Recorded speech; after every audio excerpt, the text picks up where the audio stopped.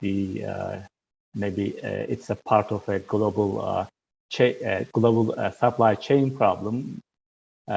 We couldn't able to make it on time. I couldn't able to get my new passport. Because of that delay, I couldn't join you today. But let me first thank you and the organizers to give me such an opportunity to speak to you today. It's indeed a pleasure and a privilege, actually.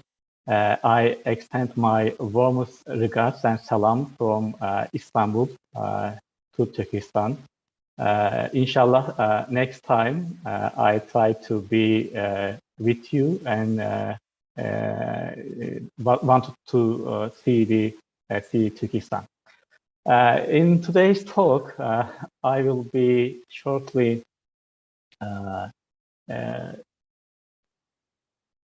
explain how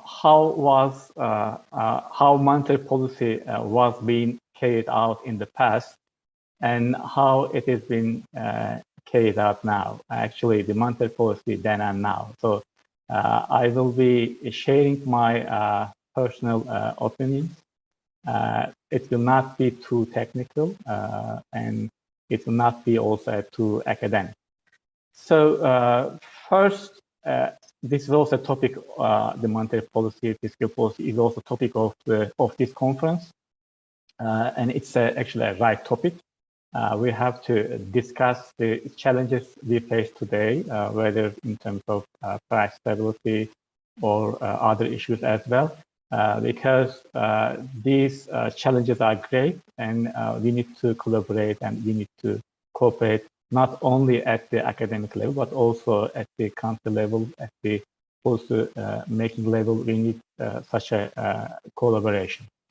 So if we, look at the world currently and how it is now, actually, it is not very good. If you just look at the World Economic Outlook Update, which is published by the IMF, it pictures a gloomy and more uncertain global environment. So if you look at the figures for the 2022, these are the projections, and also for the 2023. So actually, it reflects that we are actually navigating uncharted territories.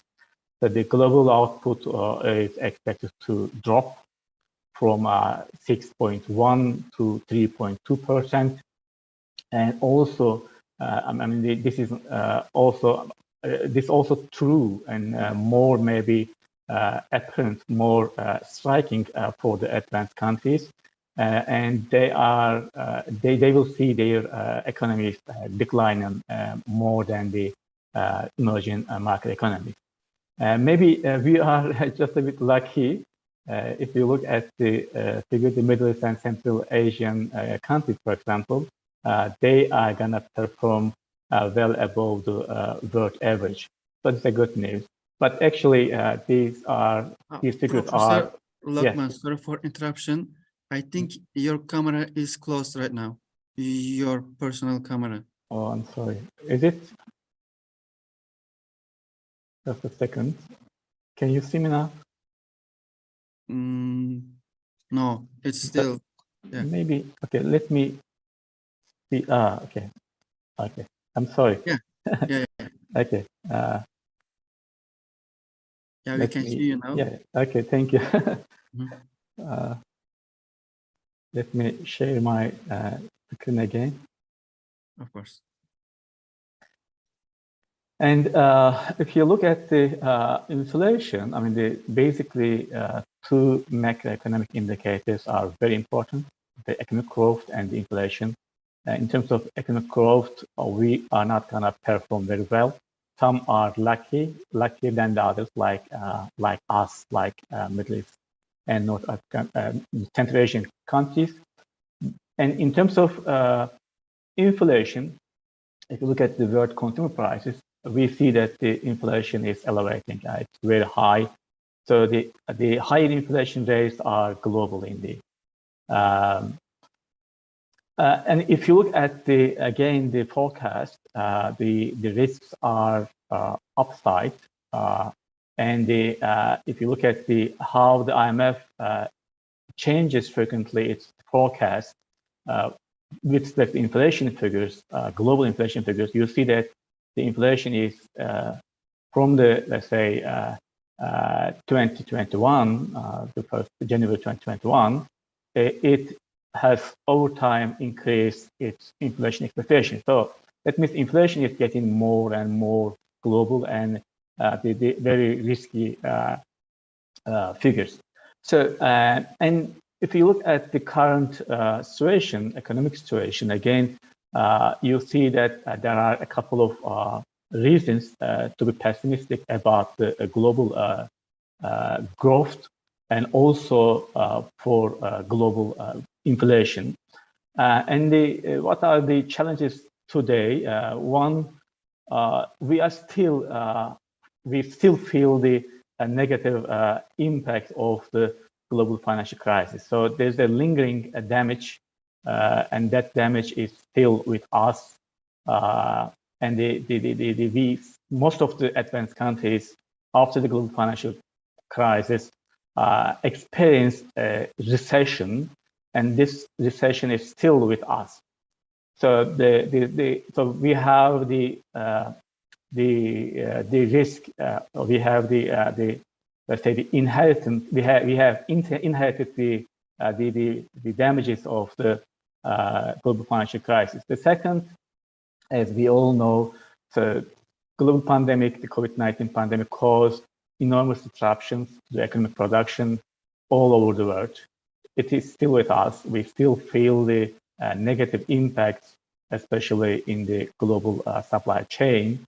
The second or the third challenge is something new and to a large extent unexpected and still with us. It is the Russian invasion of Ukraine, and it has also drastically disrupted the global supply chain of energy and the food. So, but of course, there are reasons to be optimistic, and we all know it. Inshallah, sooner or later, the supply problems will be over, and the price of grain, the metals, etc., other commodities started to fall from their post-invasion peak. So still, but the environment is gloomy. It's not bright. So as I said, I'm gonna tell you how monetary policy was being carried out in the past and today. But I think before explaining that, I mean, we need to understand what were the main themes or the global trends at that time, because these trends have now changed. So when I say in the past, I basically mean in the 1980s, in the 1990s, and up to the global financial crisis in 2008 and 9. So before, I mean, during this, let's say, 30-year period, so the world experienced globalization. So in every sense, I mean, mainly, I mean, not only the trade, the physical goods globalization, the free movement of goods, but more importantly, free movement of the capital. I mean, the financial globalization. Most of the time, you remember and you heard this phrase. And globalization was the main theme at that time. Today, what we actually experience is something different. It's just a bit away from globalization, deglobalization. And that is important because globalization had an enormous impact on everything from monetary policy to fiscal policy, the economic growth worldwide. I mean, just for example, think of the contribution of 1.7 billion people to the global production line, for example, the emergence of China, the contribution of China to the world economy. So, I mean, and think of how global economy, I mean, at that time in the 1990s and in the first years of the 2020s. So today, we now speak more of a deglobalization. So maybe this is because that we couldn't able to solve our problems. Actually, the global problems need to be solved by global cooperation. Maybe this is why the G20 was established. But up to now, we see that, I mean, it is not completely a successful attempt. Maybe this is why we failed to some extent, and we now talk about deglobalization. So deglobalization means more country-specific, more, let's say, state-dependent, and more closed economy. So, I mean, in relative terms, of course, we are still very global. I mean, pursue very liberal policies, economic policies, but to some extent, we see that some statists, I mean, the more state-centric, more closed sort of economic policies are being implemented today. Another theme in the 1990s and in the early 20s, the concept of deregulation. Deregulation, I mean, basically, you know, the idea was the best economy is the free market economy, and we need to get rid of the regulations. The less regulation means more efficiency, more competition, more benefit to everyone. So today we just see just the opposite of this, some sort of re-regulation. Maybe this is, you know, these are ups and downs are familiar with us. These cycles are with us. Maybe, I mean, as Ibn Haldun said centuries ago, so there will be rise and falls of states, and maybe the themes, the topics, the issues are, you know, sometimes with us and sometimes are not with us. So it's a cycle. And the third factor, it is still with us, which is the technological innovation. It is still very important. But also today, I mean, in the current environment, it also, you know, so it offers some opportunities, but also risks, so causes some anxiety as well. I mean, but still, technology is very good. This is why we can easily communicate with each other. This is why I can use this video conference to reach you. Technological innovation was important, a main driver of the globalization and main driver of the, you know, the world economy. Still is with us, but there are some also issues, and that is also related to the deregulation and the globalization theme. So let's see, I mean, how the monetary policy was being done in the past, basically in the 1990s. So maybe some of you are aware of the pet shaming game.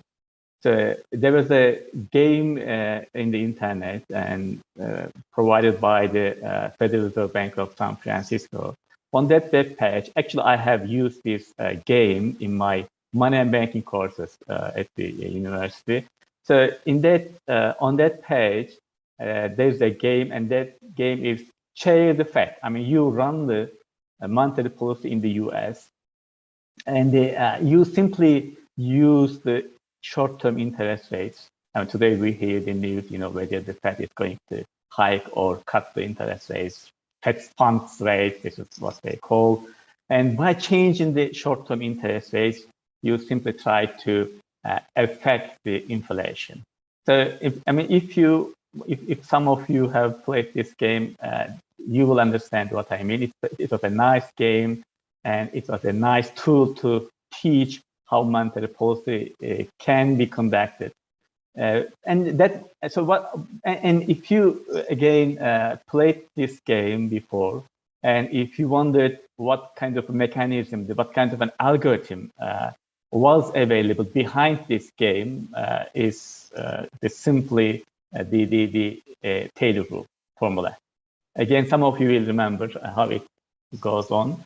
Actually, during the 1990s and in the early 2020s, the inflation targeting regime was a popular monetary policy framework.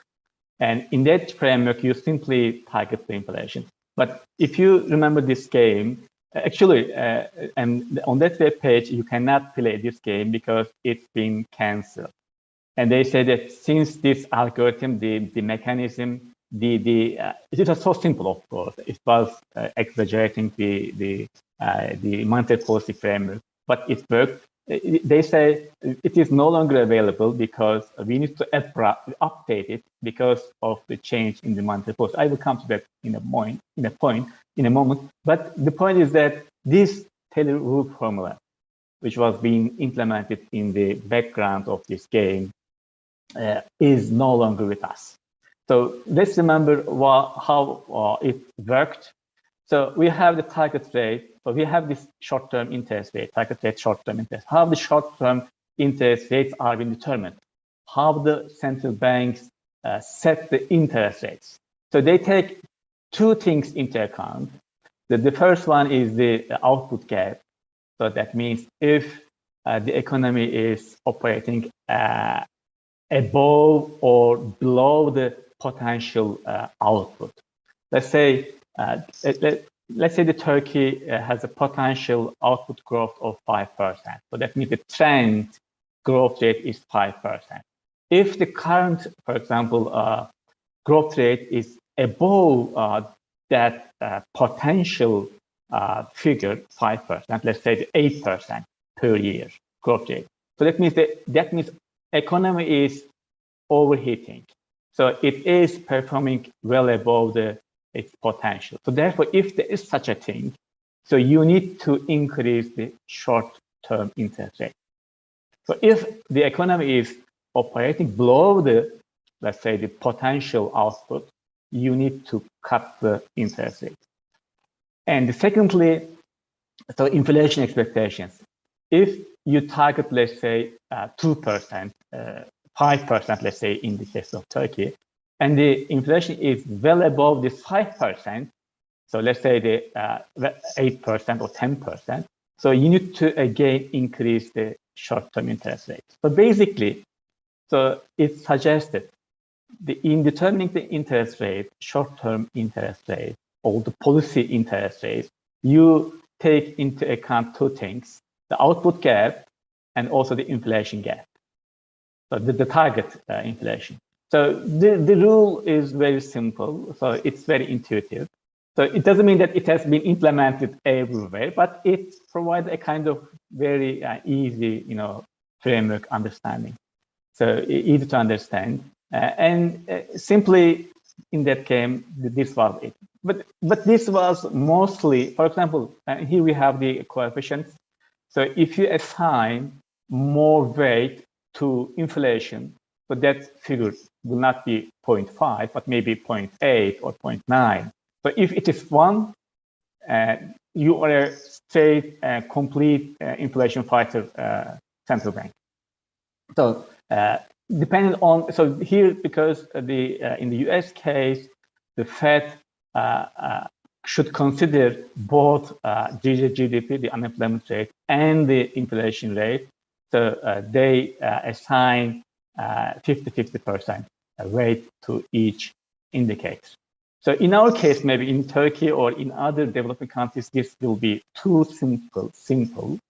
Maybe, in the past, there is still that indicator is also important. Maybe exchange rate movements.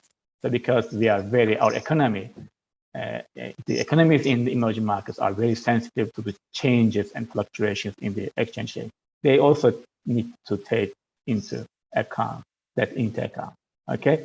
So actually, if you look at the monetary policy framework, so what are the tenets, the basic tenets, and so the tenet was number one is the central bank should focus on the price stability.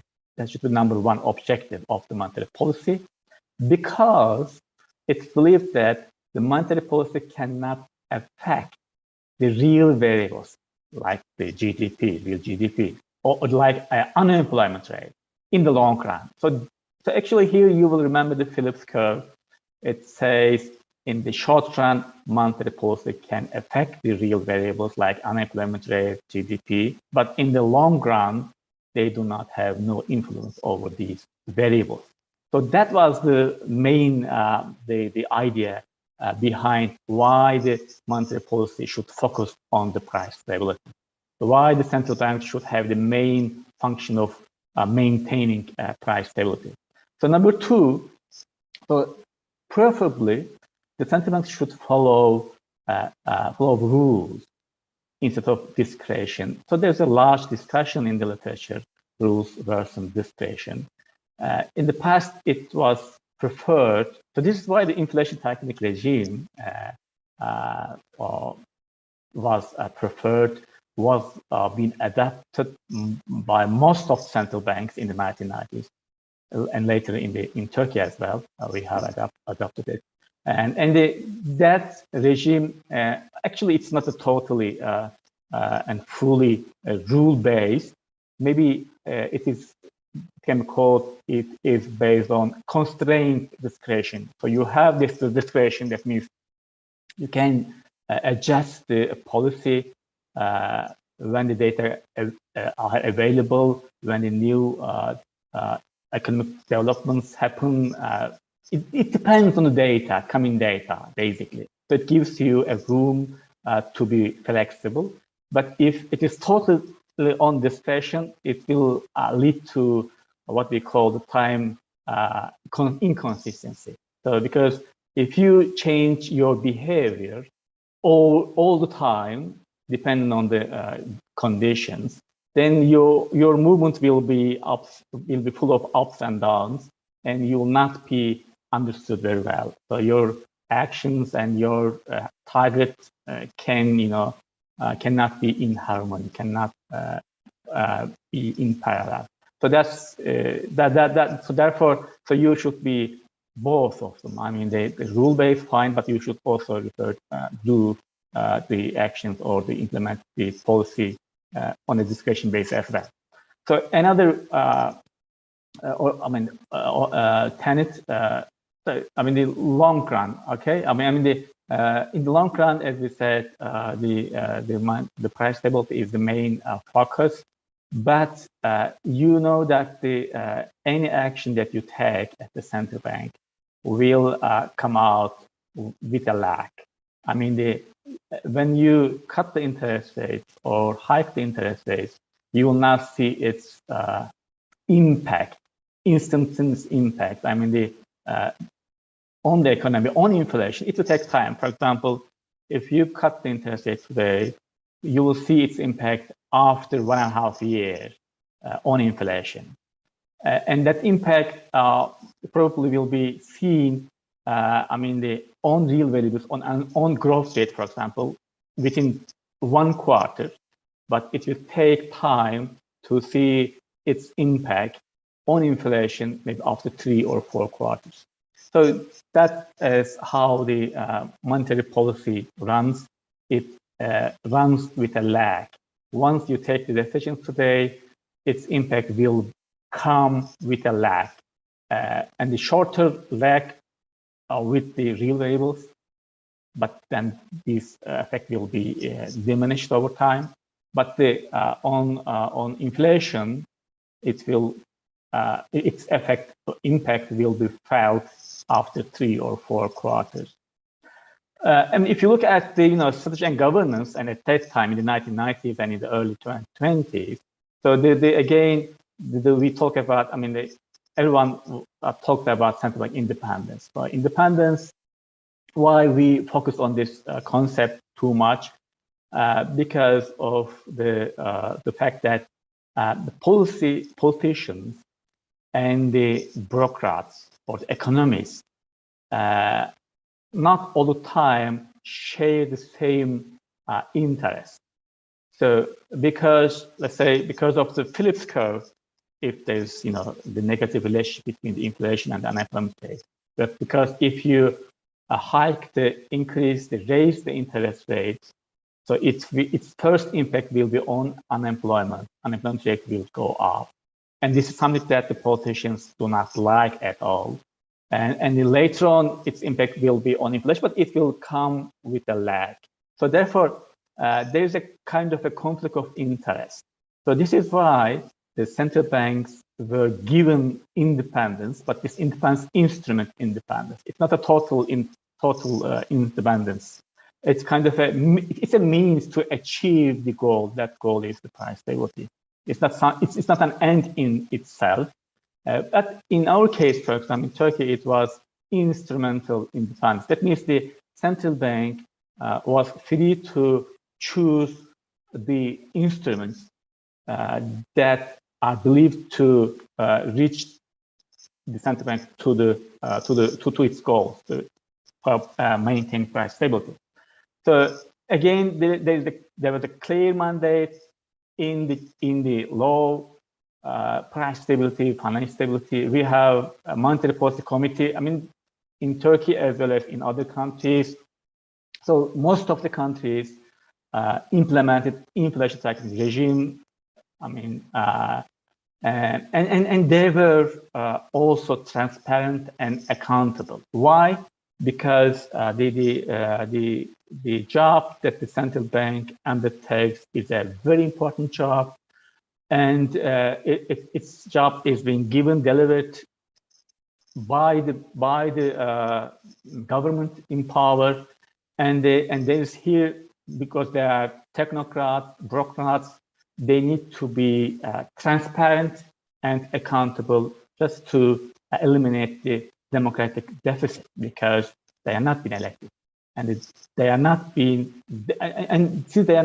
elected, they should be responsible to the government, and also they need to be very transparent.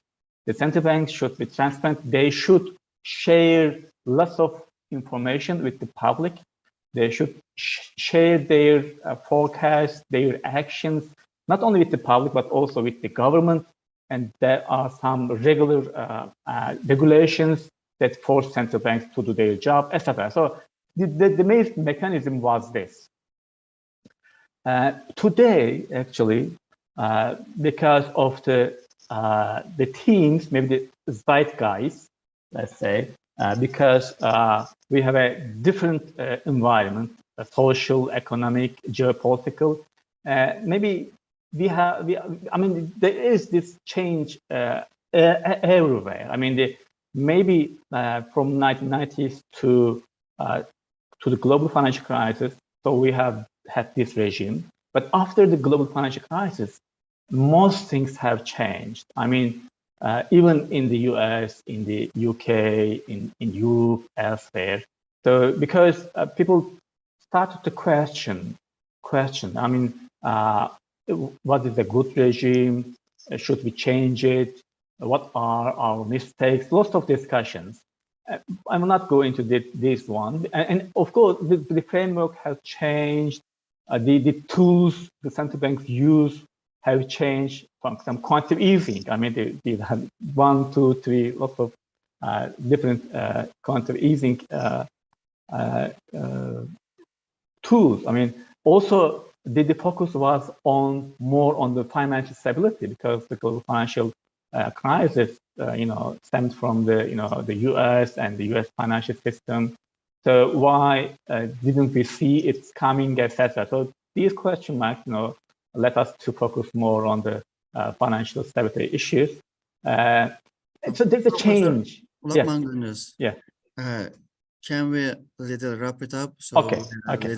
So today, we think, the question that we deal with is different. So we have this inflation surge. Is it coming from the external shocks, or is it coming from internal, domestic, like money and credit supply? So this question is very important, because in monetary policy framework, if it comes from the demand, then the central bank has a role to play. But if it's related to shocks, external shocks, like energy prices, like food, etc., so central banks do have a very limited role to play.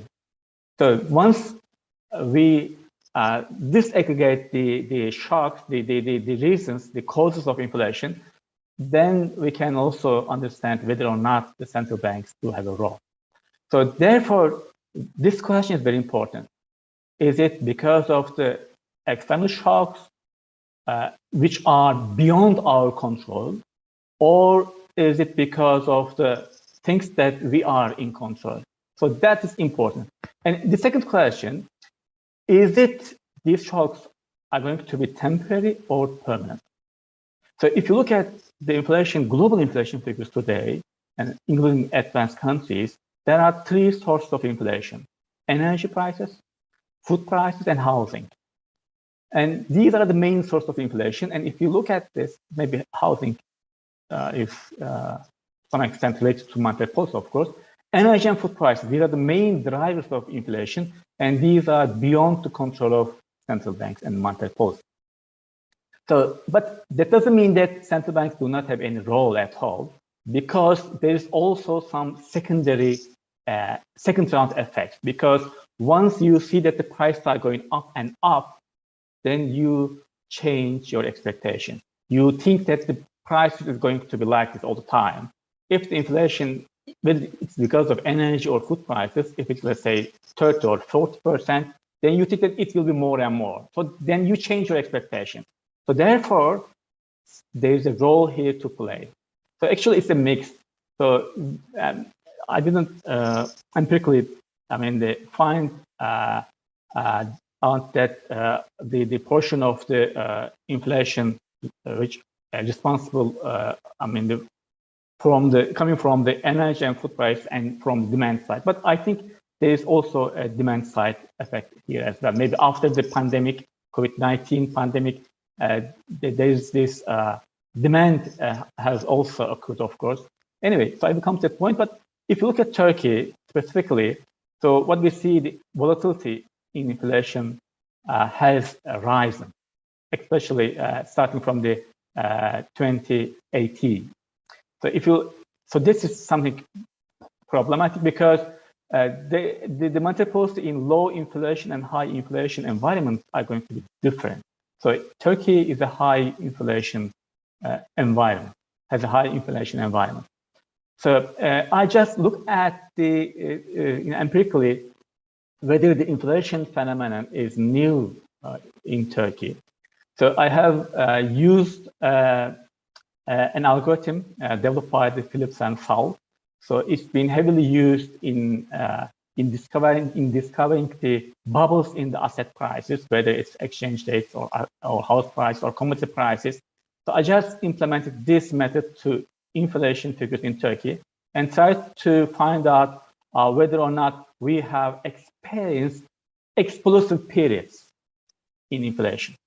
So, and the algorithm identified that we are now experiencing a boom in inflation, but that boom has started before the 2020. So it started in 2018, in the second quarter of the 2018. So, and if you ask me what is the main driver, I would say the main driver is exchange rate movements.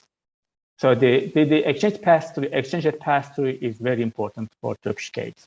So it's a shock. That shock, and we all know how it occurred. That shock affects negatively the inflation expectations and the inflation itself. And currently, so what's the the new normal in Turkey? So what we do is, to some extent, in monetary policy, is not in harmony with what the advanced countries or other countries are following. We are experiencing a different monetary policy framework, and this framework, if you look at it, for example, we have a governor now. His term of office is 4 years.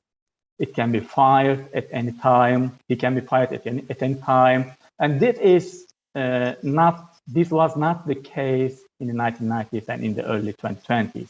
So we have a new governance structure.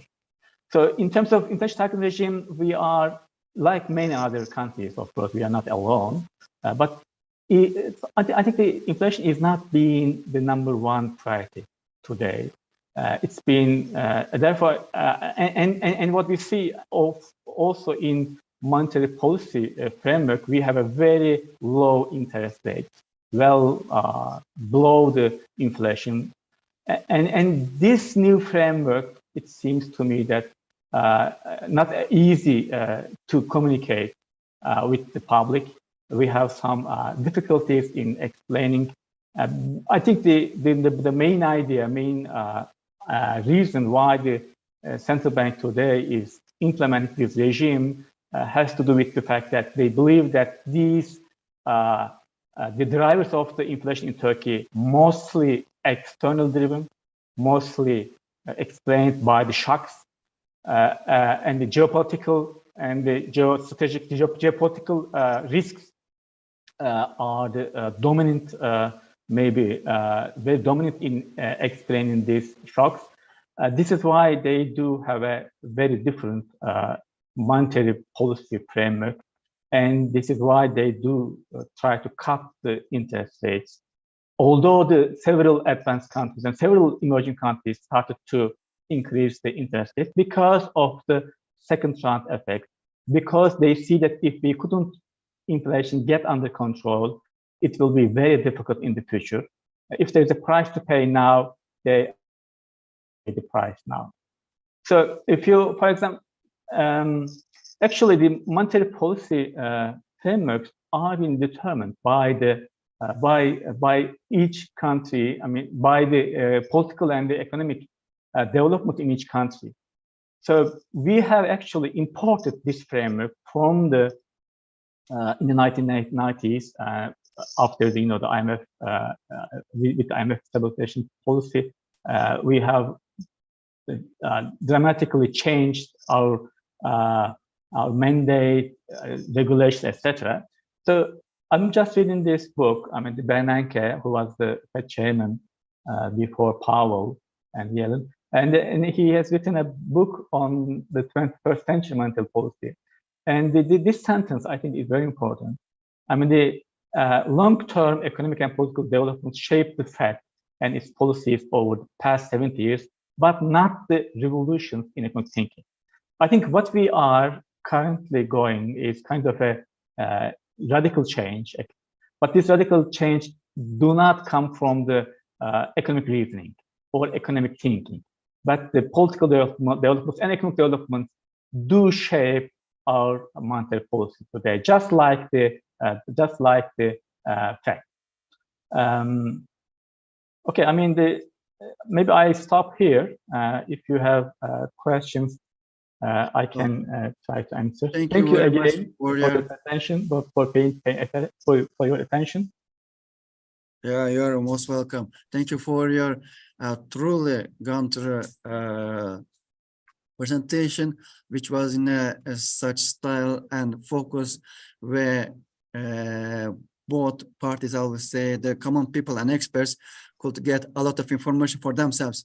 So from this point of view, I also want to thank you because it wasn't too basic or it wasn't too technical. So it was just on the right touch. Thank you. In order to just summarize all of the things we have talked today, is about inflation. And the Fed is trying to raise the inflation, to raise the interest rates to battle with the inflation, and their economic situation could allow it. In Europe, not so much. They're in a difficult situation. So in shortly, do you think raising the rates is enough to battle with the inflation? Yeah. If we can learn your short idea on that, and then we can close it. Yeah, I mean, it's a good question. I think today we say global inflation. So it was domestic, now global. So global means even the domestic inflation is being influenced, affected by the global economic and political changes. For example, what can you do with the monetary policy if the inflation is being driven by the food prices? So, and that has linked to the, let's say, the situation in Ukraine. There's a war there, and if there is a less grain supply, what can you do with the the monetary policy? Or if because of that, I mean, the or pandemic, global supply chain is affecting every commodity, including energy prices. So there's but still, I mean, there is a role for central banks to play, because as I said, the risk is this. I mean, if you think that if you cannot anchor the expectations of the people, expectations of the household, in line with the inflation target, you will be in trouble. So this is what the central banks do see all around the world, whether Fed, whether ECB. They say we are ready to fight against inflation. It's been well above the target, and we know the reasons. Mostly they come from the food and energy, but still there is also a demand part, and that demand part can be reduced by the actions taken by the central bank. So I see at least 1/3 of the inflation has to do with the monetary. So at least 1/3 of the inflation can be solved by the monetary policy for the, let's say, US case. For our case, maybe it's not very easy to say 1/3 can be solved, 2/3 by other means. But today the inflation cannot be easily controlled and reduced by the central bank alone. It has a role to play, but there should be more coordination, and that coordination should not be only at the governmental level by combining all the relevant parties, but also at the global level. But for the moment, I do support what the Fed and what the ECB, etc., they do, because they are responding to a very high and volatile inflation. So maybe still the rates are well below, but at least they say it's something. It is something, and I think this is valuable.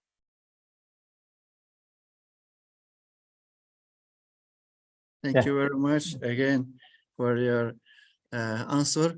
So in today's EFE 2022 Congress program, our first invited speaker was Professor Dr. Lokman GÜNDÜZ.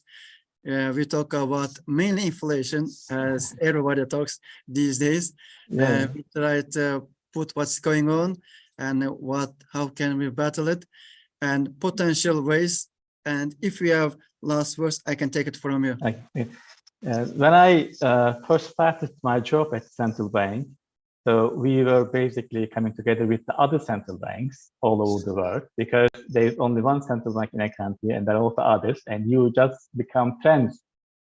Your friends will be your counterparts in other countries. So what I learned, two things. Again, that was in the past. Today is a different story. Maybe this is why we have some confusion. But in the past, we say, when we come together, we talk about, I mean, 2 or 3 things. One is inflation all the time. And when we say at that time, actually, this is what I've learned, the central banks have 2 things in common, because they do have 2 enemies. One enemy is inflation. Then we come together and we ask, what's your inflation in your country? What's core inflation, headline inflation, blah, blah, because that's our main enemy, the number 1 enemy. The second one, actually, this a bit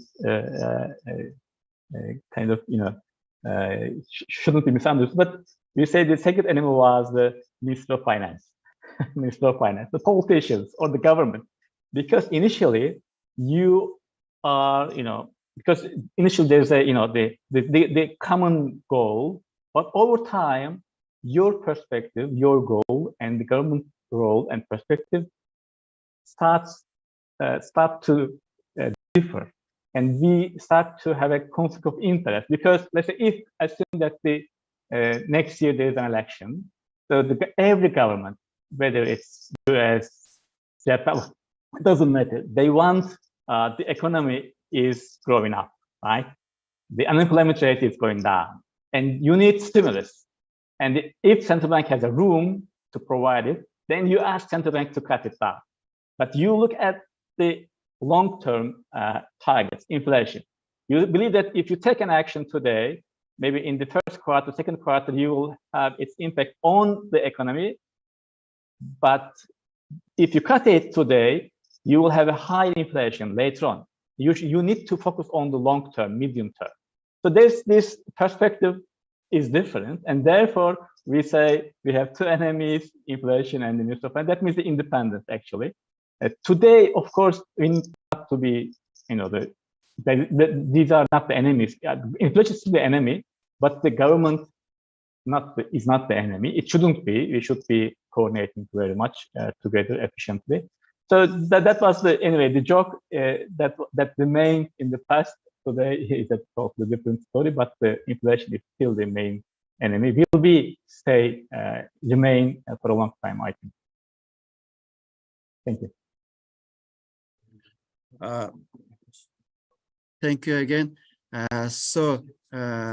By your closing words, I will announce this session as closed.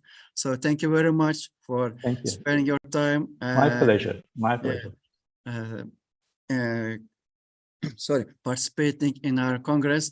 In today's first invited speaker was Professor Dr. Lokman GÜNDÜZ, and we talked many things, and the main headline was inflation. And so with these words, without prolonging, I will announce this session as closed. Thank you again.